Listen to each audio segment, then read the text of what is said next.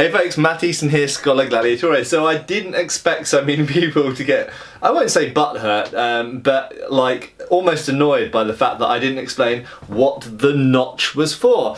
And you know what, the short answer is nobody knows. When I say that, I do understand that some people believe that they know. However, I would respond to that by saying I have never seen a fully satisfying and historically verifiable explanation for what this notch, I'll try and get to focus, what that notch, and this is a fairly simple one, you do get more ornate ones, what that notch was for. Now, the most common explanations that people give are, number one, the blood thing. We've already dispensed with that. The preventing blood running onto the handle is just ridiculous. It makes no sense and it doesn't work, okay?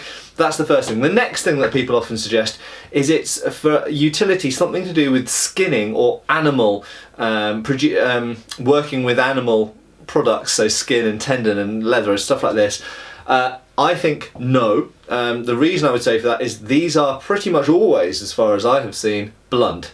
Okay, here you've got a sharp edge, and here you've got a blunt bit. Therefore, I do not really accept that that is really for doing anything particularly useful with tendon or leather, skin, even horn, anything like that. When you've got a sharp edge all the way up here, why would you be using that for something blunt?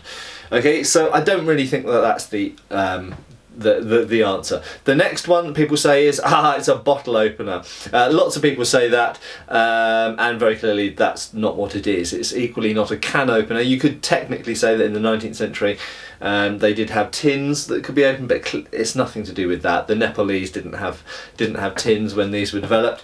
The next thing is it's to reduce stress point when you're chopping stuff. I don't really buy that. I think my experience is that if you put any kind of notch in a blade, it increases the stress point. That is actually, if I was really going to put this in a vise and hit it with the hammer, that is one of the points at which I would expect it to fail, is where that notch is.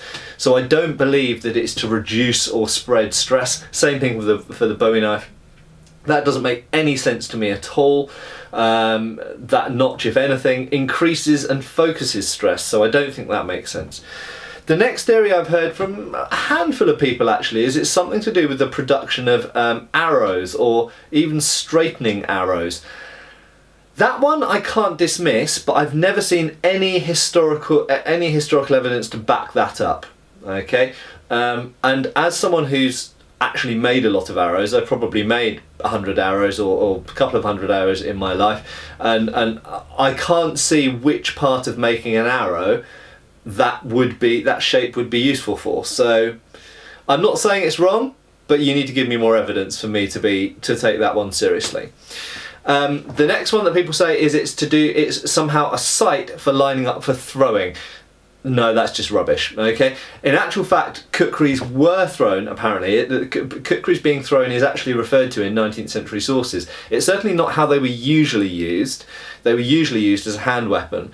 They were sometimes thrown, as frankly longswords were sometimes thrown. You know, partisans, spears, all sorts of other weapons were sometimes thrown, and kukris were sometimes thrown. Knives and daggers were sometimes thrown in all parts of the world. But you don't need a sight, and that doesn't make any kind of sense at all.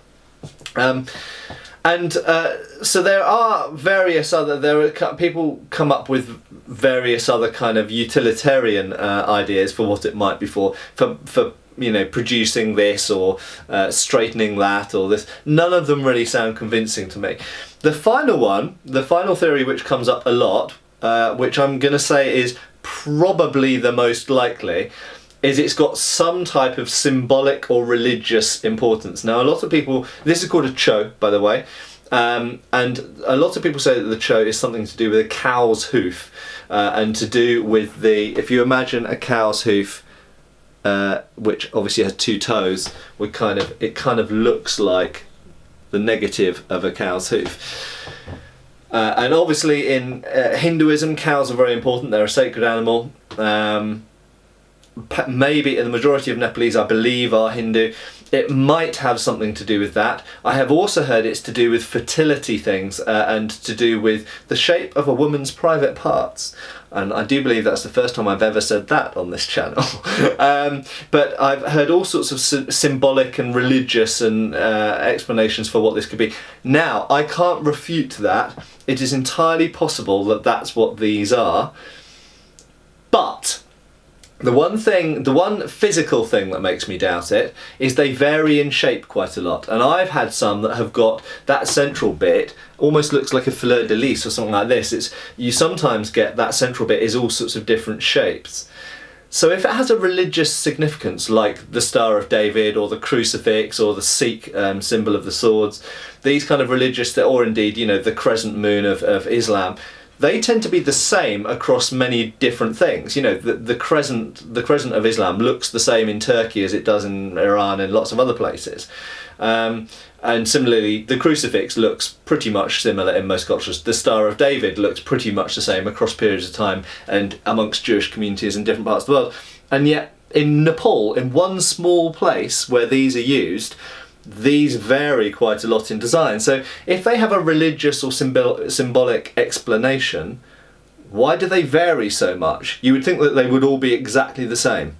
So that's my physical doubt. And my other doubt is that I've read a fair number of 19th century sources which talk about kukris, and none of them, as far as I can recall, mention that notch as having a religious significance. Now, I might be wrong on that. There might be a 19th century source that either I'm forgetting or I've not even read that does talk about these having a religious significance, but I don't recall any of them saying that. So there we go, folks. The short answer is nobody knows. That's not to say that there aren't a couple of possible theories, and I think the strongest of those has to be the symbolic or religious explanation. But ultimately, the real answer is nobody knows. Cheers, folks. Thank you for watching. Please subscribe, follow us on Facebook. You can buy t-shirts through Spreadshirt, support us on Patreon, or follow us on Pinterest. Thank you.